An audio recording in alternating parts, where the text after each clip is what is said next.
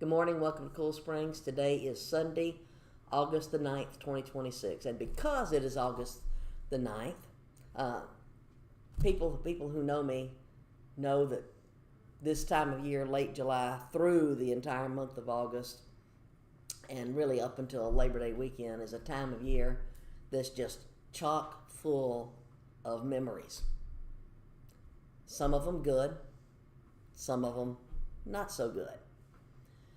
And before the camera went on, we were just having a conversation with one of the men in our church whose daughter has just made the transition to going off to college, and he was telling us how he and his wife are getting their daughter settled with her roommate in her off-campus apartment, and their prayers for the choices that she's now going to make, because she's got the freedom to make choices now.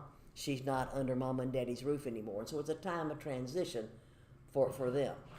A lot of the memories that are associated with this time of year for me include some transitions. Today, August the 9th, happens to be what would have been my father's 103rd birthday.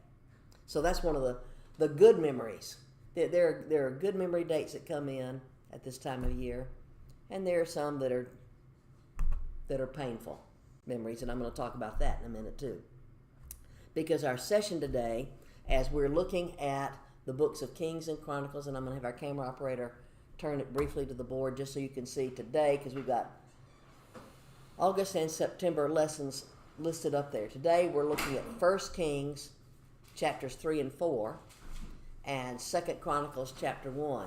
And since 2 Chronicles chapter 1 deals with just Solomon's prayer for wisdom, we're going to focus exclusively on 1 Kings chapter 3 and 4, so the camera can come back to me now.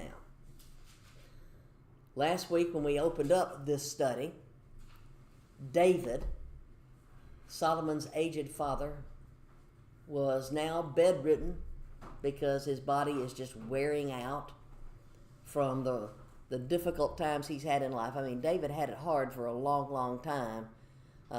First being a shepherd, responsible for his father's sheep, having to be out in the land, watching the animals outdoors day and night. Then having to be on the run from Saul for so many years, and being a warrior, did a lot of things to his body. And David's just now an old man. He's still alive. His brain was working well, but his body's given out. He's bedridden. And he knows that Solomon's supposed to be the next king, but he hasn't taken care of going ahead and installing Solomon as co-regent until he gets word from Bathsheba, then backed up by Nathan the prophet, that one of his other sons, Adonijah, has seized the opportunity, because dad's bedridden and can't get outside of his room to see what's going on in the outside world. And Adonijah has just crowned himself as king. So Solomon had to deal with, David had to go ahead and install Solomon as co-regent. Then Solomon has to deal with Adonijah and his attempt to overthrow. And now we're in chapter 3. David has died. We don't know whether it's been just a few days, a few weeks, a few months since chapter 2, where David had installed Solomon as his co-regent and given Solomon some advice on what to do, but David is now gone. And so Solomon's got to figure out what to do on his own. Like I said, today happens to be what would have been my father's 103rd birthday. When my parents were alive, if there were times when I didn't know what to do, I could ask for their counsel and their advice. Choice was still ultimately going to be mine as an adult, just like one of our members whose daughter has gone off and reported into college as a freshman. She's now out from under mom and dad's roof, but she's in the same state. It's like a 2-hour drive to the college campus.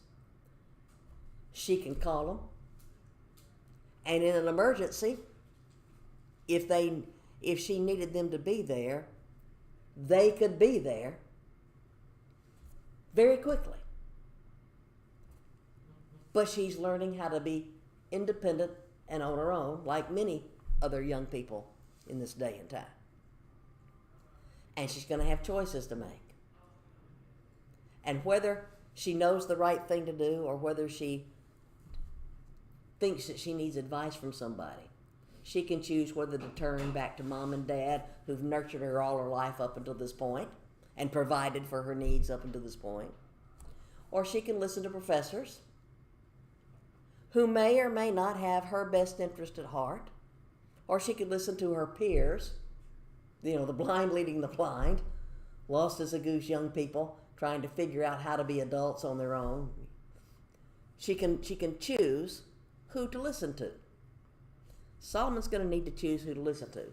At the moment, I have my precept notebook. As I told y'all, I'm using my precept course book to do my personal study from.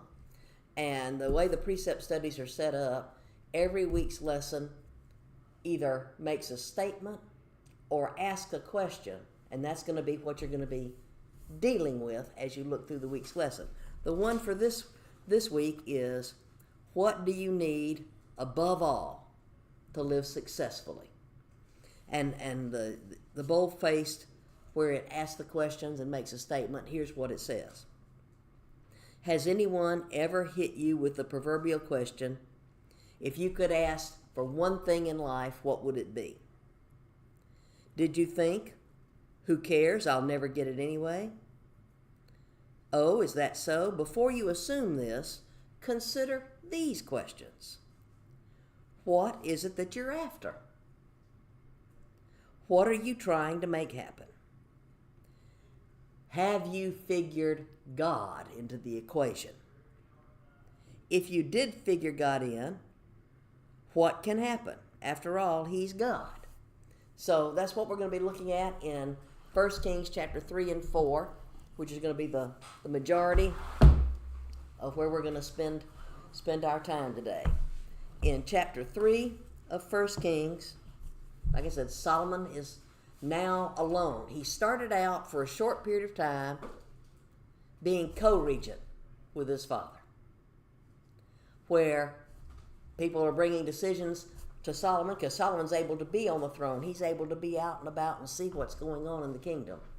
And if Solomon wasn't sure what to do, he could always go into Dad's bed chamber, where he's now permanently bedridden, and still talk to Dad and get David's advice.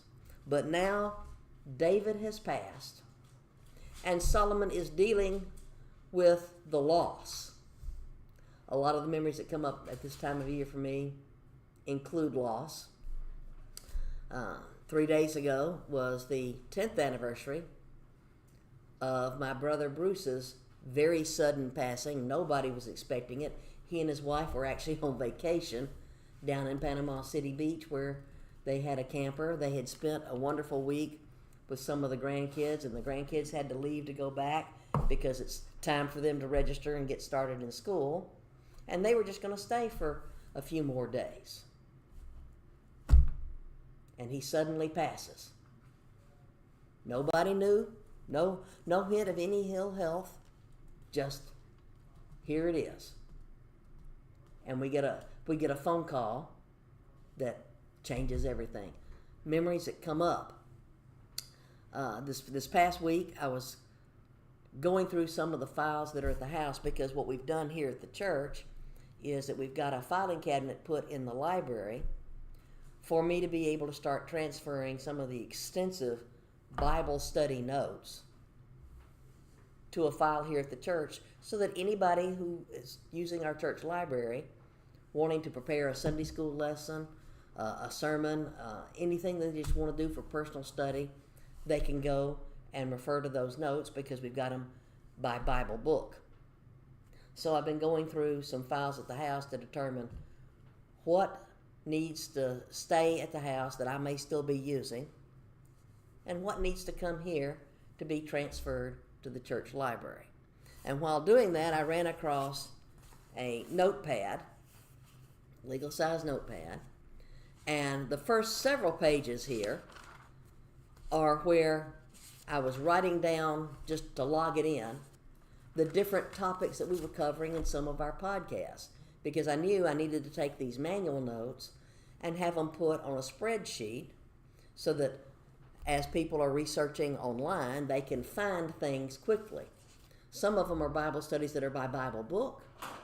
Others were topics like questions about God in the Bible, where we needed to put out what the question was and what date it was so that people who want an answer to that specific question can find it. So I had several of those notes, and then I flipped the page, kept going because it had like the God's influence on America's history series.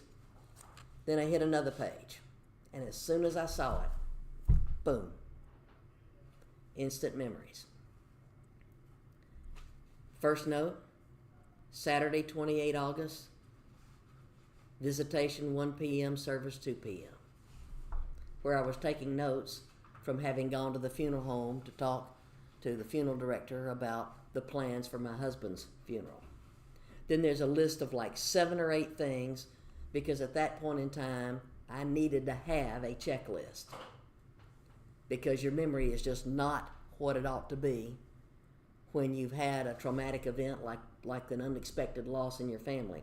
And so that, sure enough, there are like 7 or 8 things here with things that had to be done, just the business of death. Working with the 2 ministers, the one that was going to do the funeral service, the one that was going to do the graveside service. Getting the checks to pay the funeral home and the cemetery, finding out various other details, just the business of death stuff. And then I flipped another page, and what this page of notes is, all scratched out because I was having difficulty even writing at that moment. This is from the Saturday before I returned to church. I had to be under quarantine after my husband's death. I was allowed to break it to attend the funeral. The Army was gracious enough to give me permission to go to my own husband's funeral. Pandemic, it actually was required because they were going to present the flag. But I still had a week of quarantine to serve. And so the Saturday before I'm back at church for the first time since his death, I'm sitting out on the back porch because nature is helping to heal. And I'm writing down the notes that I needed for the Sunday school lesson that I was going to do the next day. And as I looked back over these notes, I can remember that, I covered most of what was in here, but there was one thing that I had on the notes that for whatever reason I didn't get to when I was doing the actual Sunday school lesson. That note says, wait for the light and be the light. Part of what's going on here with Solomon, he's lost his father. He knows he's young. He's already had to put down one revolt that his older brother Adonijah had started, where the rest of the family, even all of his other brothers, were involved in supporting Adonijah because he was the oldest surviving son, and everybody just assumed that he's supposed to be the next ruler. But now, Dad's gone. And Solomon's got that moment when he thinks he's alone. But one thing we all, as believers, need to know: you belong to Christ. You are never alone. You may feel lonely. You may feel isolated. But you are not alone. God's Holy Spirit is with you. And so Solomon is trying to figure out, what do I do now? He's waiting for the light. And part of what's burdening him is that he knows he is the leader, the sole leader, now that his father has passed. And leadership carries a heavy weight of his own. He knows he's supposed to be the leader of the nation. He's supposed to be the nation's light. And he doesn't know what to do for himself yet. And so Solomon, as we're opening up chapter 3 here, I want you to think about times in your life when you have been burdened with something, when you haven't known what is the right thing to do, when you're unsure of what the future holds. Where is it that you turn to get the answers for your life situation? Because you see, the title of the lesson is about how do you live successfully? Well, living successfully means doing the right thing and making the right choices. And sometimes your mind is so overwhelmed, your heart is in such pain that you're not sure what to do, where to turn. Or worse, you may think that your life is worthless, that it has no meaning. People who start to go down that dark of a path need somebody to intervene right then and there, because that's the kind of thinking that leads to people making the ultimate tragic decision to take their own lives. Solomon is trying to figure out what to do. Daddy's gone. The rebellion's been put down. I've had to fire a couple of people that I couldn't trust, people who used to serve my father, but they were part of the rebellion. Joab and Abiathar, the general and the chief priest. I've had to replace those people because there are some people I know I can't trust. Solomon's got a lot on his mind and heart. He's grieving. He's wondering what the future holds. And he's having to figure out what to do and what not to do. Solomon made an alliance with Pharaoh, king of Egypt, and married his daughter. He brought her to the city of David until he finished building his palace and the temple of the Lord and the wall around Jerusalem. The people, however, were still sacrificing at the high places because a temple had not yet been built for the name of the Lord. Name of the Lord there should be capitalized in your Bible. Solomon showed his love for the Lord by walking according to his statutes of his father David, except that he offered sacrifices and burned incense on the high places. The king went to Gibeon to offer sacrifices, for that was the most important high place. And Solomon offered 1,000 burnt offerings on the altar. At Gibeon, the Lord appeared to Solomon during the night in a dream. And God said, "Ask for whatever you want me to give you." We'll stop reading temporarily right there. Solomon's on his own.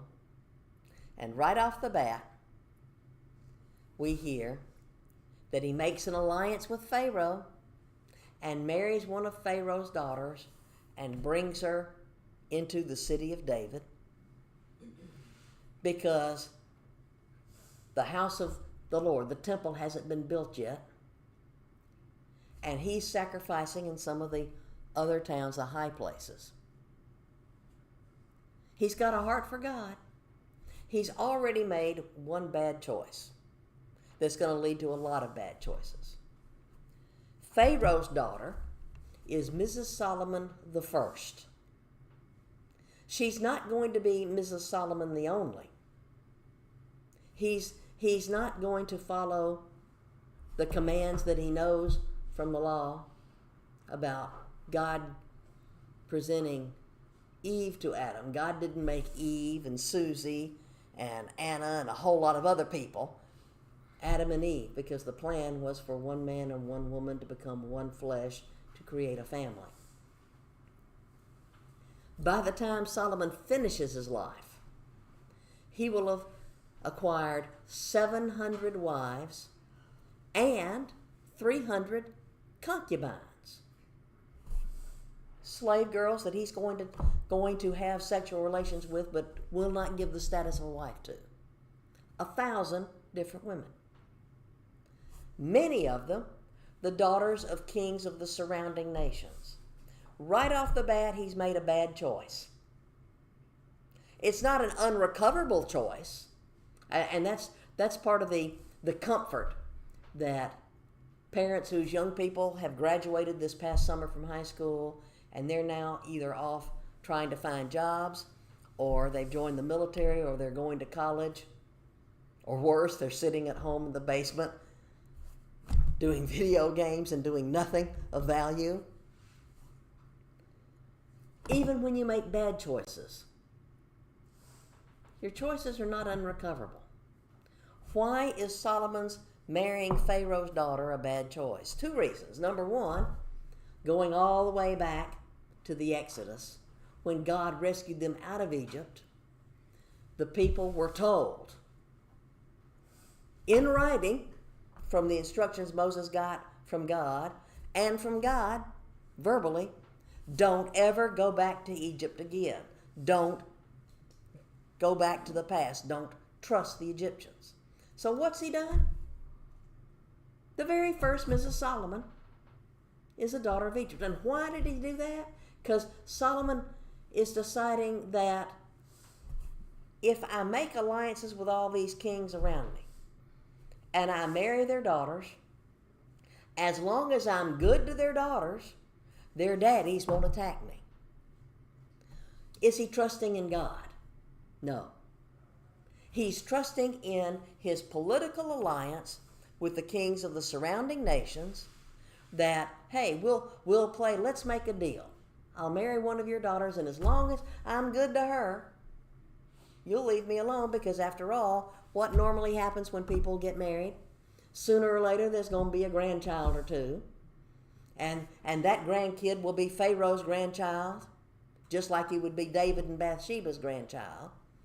But Pharaoh isn't likely to attack if it means running over and hurting his daughter and his grandkids. Solomon's not trusting in God fully. He loves God, but he thinks he's alone because daddy's gone. And so he's making little compromises. And that's where the rubber hits the road for us in the 21st century AD, not the 9th century BC, which is Solomon's time. Human problems are still human problems. He's trusting in God somewhat. But he's looking for ways that he can control the narrative, that he can make things happen. And his bad choice was marrying the daughter of Pharaoh and then all these other kings whose daughters he's going to marry. And he compounds that error, because like I said, it wasn't unrecoverable. He brings Pharaoh's daughter to the city of Jerusalem, to the city of David, the lower part, the southern side, for those of you who've been to Israel, of Jerusalem. And if he had been the spiritual leader of his home and taught his wife to trust God, to put her faith and trust in the God that he worshiped, not the false gods of the Pharaohs, there's nothing then wrong with him marrying Pharaoh's daughter as long as he leads her to worship God and he worships God. But Solomon isn't going to do that. He's not going to lead his wives to give up their pagan ways and worship God. He's going to let them influence him so that by the end of Solomon's life, because we're looking at divided heart, divided nation, we're going to see how the heart got divided and how it led to the nation getting divided. Compromises that should not have been made. Solomon, instead of leading his wives to worship his God, is ultimately going to mix the fact that he's going to continue to worship God, the real God, but he's also going to start worshiping the gods that his wives are worshiping.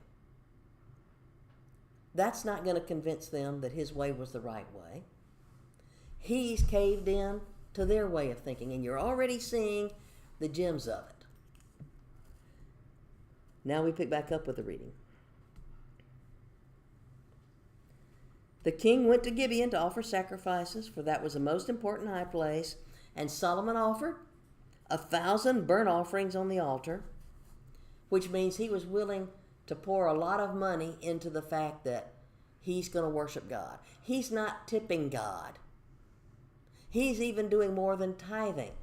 He's offering on top of a tithe. He's got a heart for God. At Gibeon, the Lord appeared to Solomon during the night in a dream, and God said, "Ask for whatever you want me to give you." Notice God doesn't promise right off the bat, ask me for whatever it is you want, and I guarantee I'll give it to you. There are places in Scripture where people did that. Herod didn't want John the Baptist to be put to death. But Herod had married Herodias, his late brother's wife, and John the Baptist had spoken out against it. That's why John was in prison. And Herodias couldn't get over the fact that John was calling her a sinner. So she allows her young teenage daughter to be sexually dressed and do this seductive dance in front of a group of 1,000 highly drunk men at the party that Herod's throwing. And Herod gets so pleased with this erotic dance that this young girl should never have been forced to do. And he makes the rash promise. Ask me for whatever it is you want and I'll give it to you. And he's done it in front of all these people. And the girl doesn't know what to do. She turns to Mama for advice, only Mama wasn't a godly mama. Mama tells her, ask for John the Baptist's head on a platter. Herod has to do it. There's another time in Scripture where the Jewish people are in exile, and Xerxes, also known as Ahasuerus, is on the throne of the Persian Empire, and he's married to Esther, but he doesn't know Esther's Jewish. And he hasn't called for her to come to him in over a month. So she's actually risking her life by going to see the king. And she steps into the palace area, and all the advisors are waiting to see if the king is going to receive her, because if not, she's going to get put to death for daring as a woman to go into her husband's presence without his permission. But the king holds out the scepter to her, and before he knows what it is she wants, ask me for whatever it is you want, Esther, I'll give it to you, up to half of my kingdom. In that case, she was going to ask for him to spare her people from the wicked plot of Haman to destroy them. He follows through. He takes care of the situation because God leads him in the right way. God leads Mordecai to give King Xerxes, here's what we need to do to counteract this evil attempt that you've gotten boxed into. There are times when people make promises before they know the conditions. Herod's was a bad one. Xerxes' promise to Esther was a good one. God here asked Solomon, what is it you want me to give you? But God doesn't guarantee him he's going to say yes to whatever it is Solomon wants.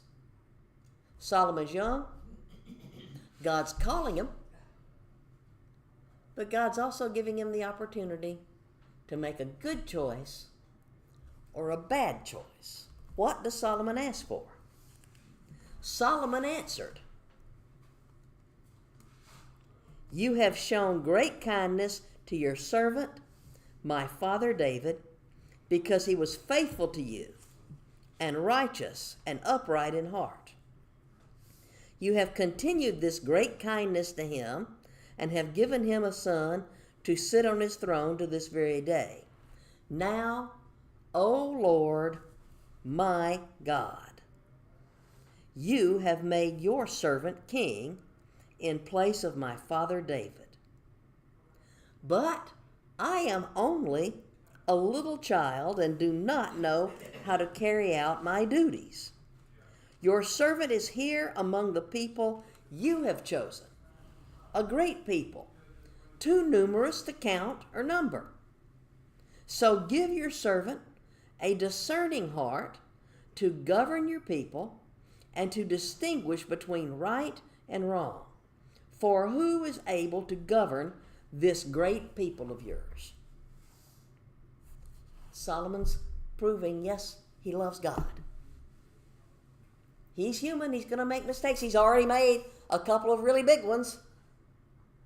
Choosing to marry in direct opposition to what they were told, don't ever go back to Egypt. Choosing to bring his wife into Jerusalem and allow her to continue worshiping her pagan gods rather than leading the family spiritually. He's already made some mistakes along the way, but he's still got a heart for God. He's not too far gone. He's just realized his own limitations.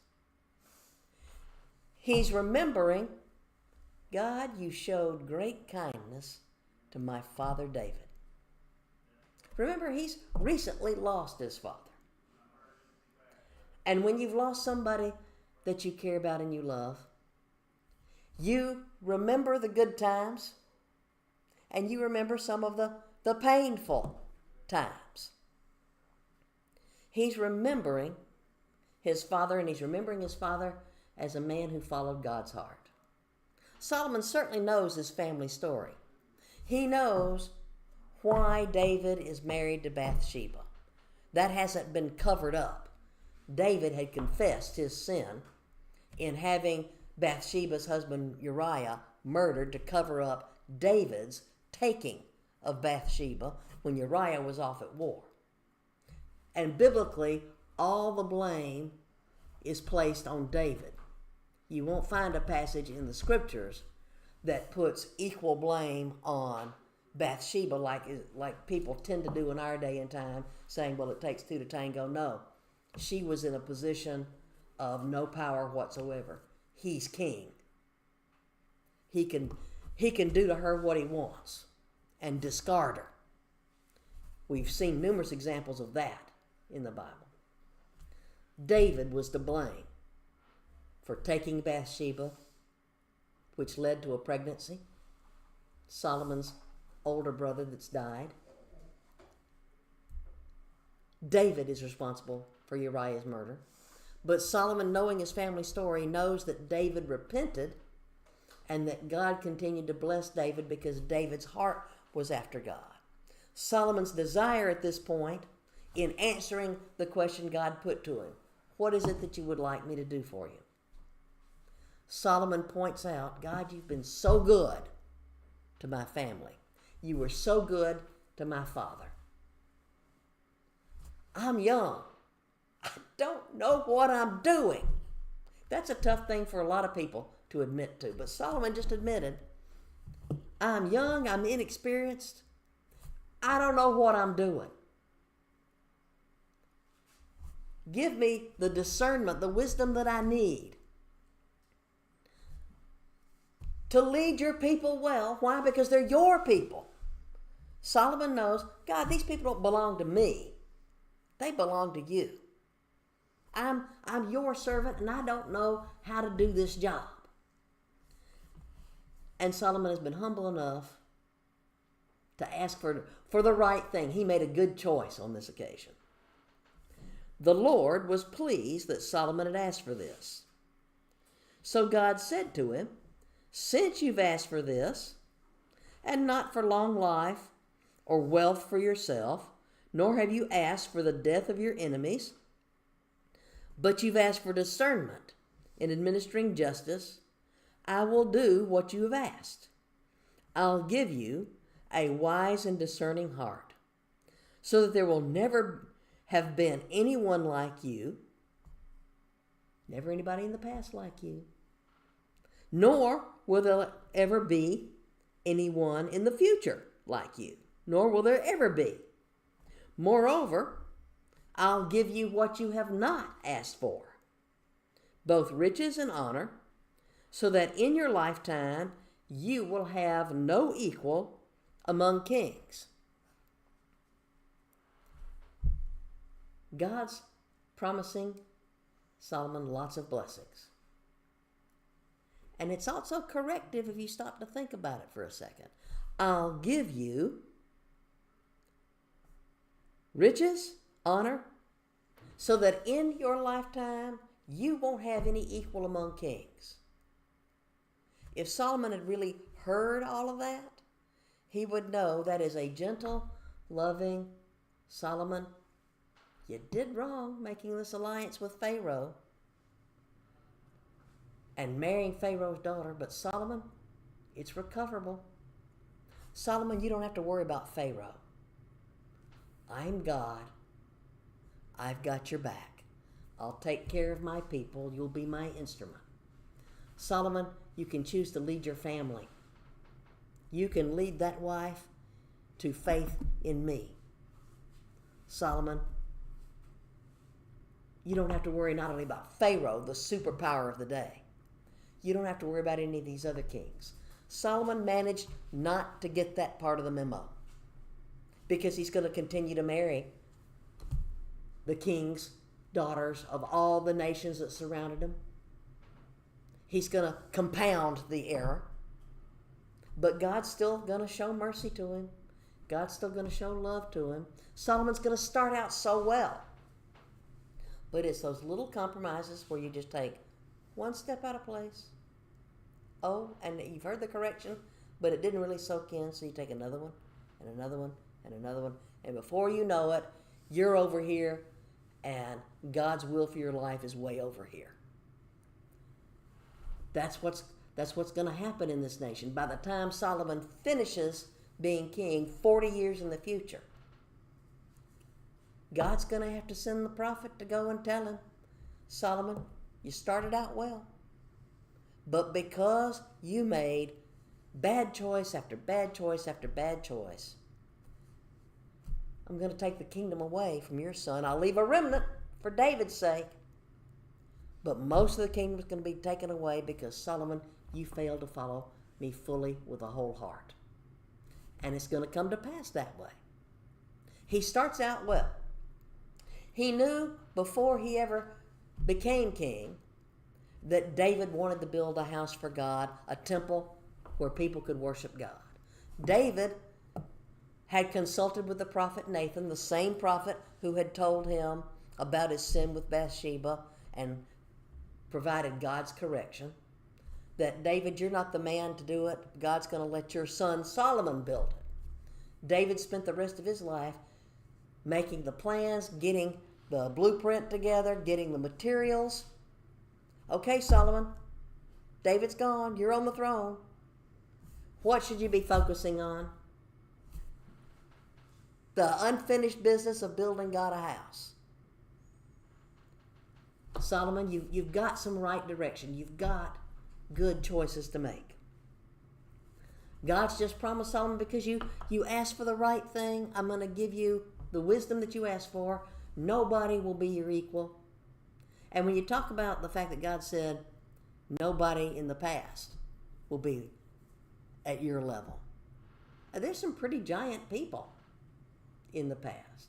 There's that dad that he's mourning and admiring, who did so much good for God, and who, because he's human, made some whopping errors.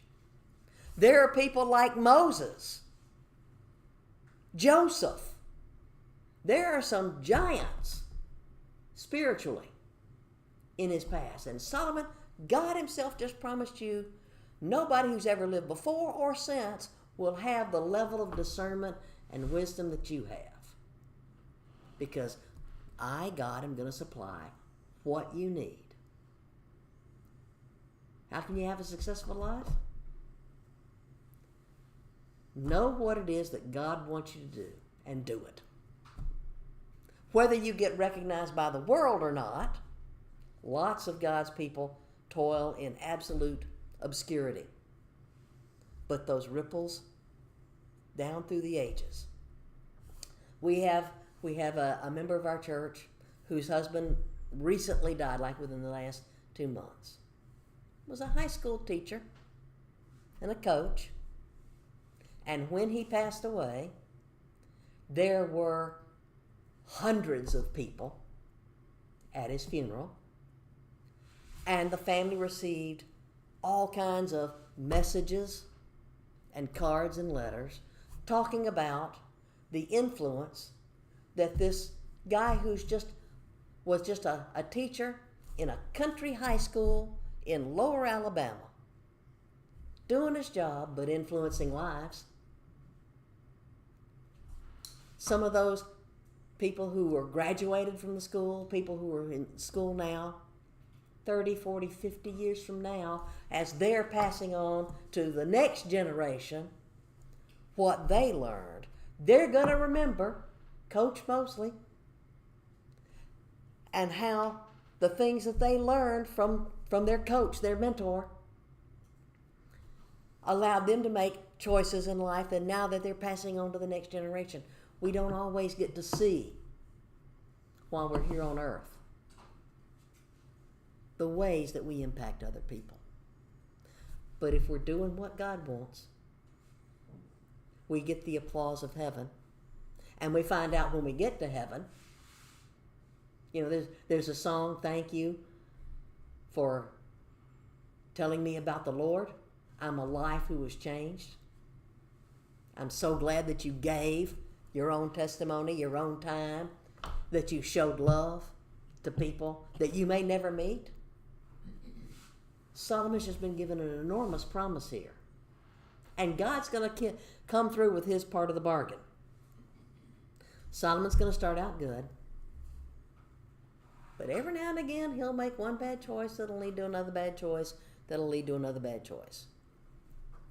Toward the end of his life, he looks back on what he's done, and he repents and he gives wisdom. We know that because we have some books in our Bible that Solomon wrote. Proverbs. Ecclesiastes. Ecclesiastes ends up with Solomon as an old man who has done a lot of good and made a lot of mistakes, telling the generation of his day and the generation that follows, remember your Creator in the days of your youth. Well, right now, Solomon's in the days of his youth. That's part of his problem. He's young. He knows he's young. He's inexperienced. He knows he's inexperienced. His daddy is gone. He knows daddy's gone. Now what do I do? And he at least turned to God. And right away we're going to see one example of God's promise to Solomon being kept. Solomon's been told by God, here's how I'm going to bless you. He goes back to Jerusalem, and he stood before the ark of the Lord's covenant, and he sacrificed burnt offerings and fellowship offerings. Then he gave a feast for all of his court. Now 2 prostitutes came to the king. Solomon's going to have his first test of wisdom. And for time's sake, I'm just going to tell you this part of the story. It will be the finishing of chapter 3. These 2 women who are engaging in prostitution because they think that's the only way they can live. Both have had a baby. One woman rolled over on her baby in the middle of the night, and the baby suffocated. The next morning, the woman who hadn't rolled over on her baby discovered that in the middle of the night, the other woman had swapped out, because these are days-old infants, had swapped out her live baby for the dead one. The second woman is trying to claim, this is my child. They're arguing about it. Take the matter to the king. He's supposed to decide who gets custody of the baby, who's telling the truth, and who's lying to him. And he's young and inexperienced, and this is his first case to try to rule wisely for the people.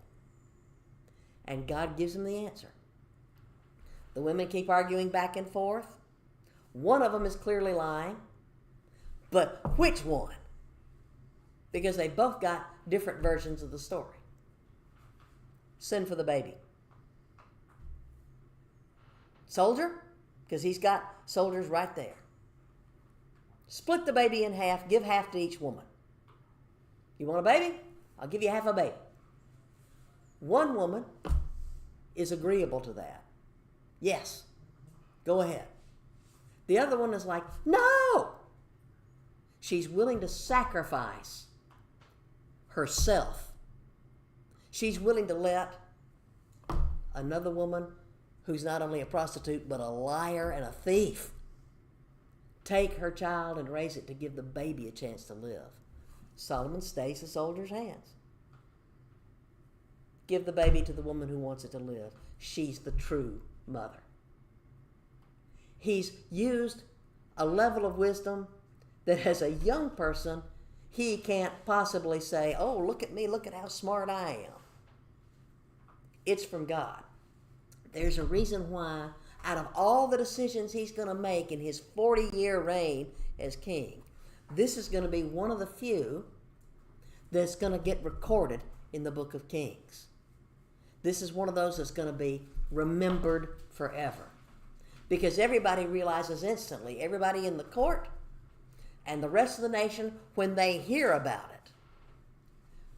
it, that was a very wise way to figure out which woman really was the baby's mother. If she was willing to lose any relationship with the child, to give her child up to another woman, to be raised, just so the baby could live, rather than having the baby's life taken, she's the real mother. So Solomon's wise ruling gets talked about all over the kingdom. The very last verse of chapter 3. When all Israel heard the verdict the king had given, they held the king in awe, because they saw that he had wisdom from God to administer justice. It's important for the people to know, we've got a good king. We've got a wise king. Yeah, he may be young, but clearly God is with him. The nation needs to have godly people in charge. The nation is bucked up by this, but so is Solomon. His reign is even more secure because people realize, yeah, he's young. He wasn't as old as Adonijah. But he's got a godly spirit in him, so they can put their trust in it. Chapter 4 goes on then to talk about the people that Solomon puts into positions around him. Remember from last week, not only did Adonijah have to be corrected for trying to take the kingdom, and Solomon gave him a second chance, but then Adonijah tried to sneak the throne away from him by asking Bathsheba to go speak to Solomon and give me Abishag, our father David's attendant, as a wife. Solomon saw through that and had Adonijah rightly condemned to death because he was trying to take the throne again after he'd been shown mercy. He had fired Abiathar the priest because Abiathar had been involved in the rebellion of Adonijah. He had fired Joab, the general who was also his cousin, because Joab was David's nephew, because Joab had not only killed Absalom against David's orders, but had murdered two people who had done right, Abner and Amasa. And so Joab had blood on his hands, and he had to get rid of those leaders, which means he's got to replace people and put them in his administration. You've got to have people in leadership in your communities, so don't take voting lightly. Know something about the candidates that you're voting for. Pray over whom it is that you're going to cast your ballot for, because they're going to have a lot of influence over you and your life and your future. But you also need to surround yourself with good mentors. I go back to our discussion this morning with the parents who just dropped off their daughter at college, 2 hours away. They talked about the fact that they went to a parents' orientation for parents of incoming freshmen, and how the school had assured them that they have what they call the first 56 days, where they have all kinds of wholesome activities planned that the kids can choose to go to. Number one, it'll help them get over any homesickness that they may have. It'll help them integrate into college life. If they have enough good, wholesome, clean activities to get the young people involved in, they can help ease that transition, because there will be other choices available to them. And mom and dad, 2 hours away back at home, can't make the choice for the young adult. Mom and dad can pray, they can talk on the telephone, they can send messages back and forth. But young person's got to make a choice. And it helps to have good choices so that bad choices don't appear to be the only ones available. Solomon's got to choose some people to advise him. And so chapter 4 here, which gives us a list of officials with those hard to pronounce Bible names, with job titles that unless you've studied, unless you're going to take advantage of going and looking at the notebook, once I finish this course and I put the notebook in the file cabinet for people to read, you won't have any clue what a recorder's job is, who's in charge of the district officers, who's in charge of the palace, who's in charge of the forced labor, what it is that those people are supposed to do.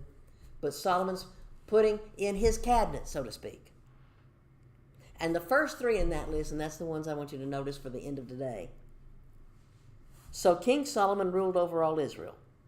And these were his chief officials, the ones he's going to turn to for counsel. Azariah, son of Zadok the priest. Eliariph and Ahijah, sons of Shisha. Secretaries. Those would be the scribes of people who you would be real close to. Jehoshaphat, son of Ahulad, the recorder. He's going to make Zadok the priest instead of Abiathar, who had to be fired because Abiathar participated in the rebellion. He's going to make Benaniah the faithful soldier, the general of the army, because he's had to have Joab put to death. He's had to replace some bad officials with people he can trust. When you're trying to make decisions about life, who do you turn to for counsel? Is God the first one you turn to? Do you ask God to show you the way, to show you the light when your path may be dark and you don't know what to do? To show you how to be the light for other people? Do you ask God to send his people to be the voice of God, to be the hands and feet of Jesus when you need them? Because like I said, this time of year brings up a ton of memories. Some of them good, some of them sad, painful ones. On the social media account that I have, the memories section pops up, and this time of year it's going to start popping up, particularly starting with Wednesday and going forward for the next several weeks. As my husband was in the hospital, as his condition got worse, as he passed, all kinds of messages coming in from people nearby and people who live far away. I heard from high school friends, from people I went to church with when I was a kid, sending messages of condolence. You can focus on the loss and the pain, or you can focus on, look at all the hands and feet of Jesus that God put in the path. The people who showed up at the door with the meal train because we were quarantined and couldn't get out. The people from the church who did things like come and get the car to gas it up because I can't even drive to the gas station because I'm quarantined. The people who brought a new toothbrush because, thanks to the fact that it was a pandemic, everything that he might have possibly breathed on has to be either sanitized or destroyed, and I needed a new toothbrush. You can focus on how God's people showed up and surrounded you with love and mercy when you needed it, or you can focus on the pain and suffering, and you make the choice yourself.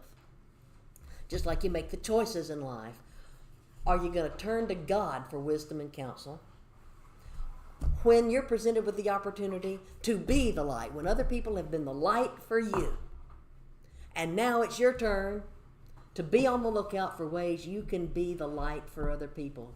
You can help meet other people's needs. Do they know that you're doing it because you love them and because you want them to know that God loves them?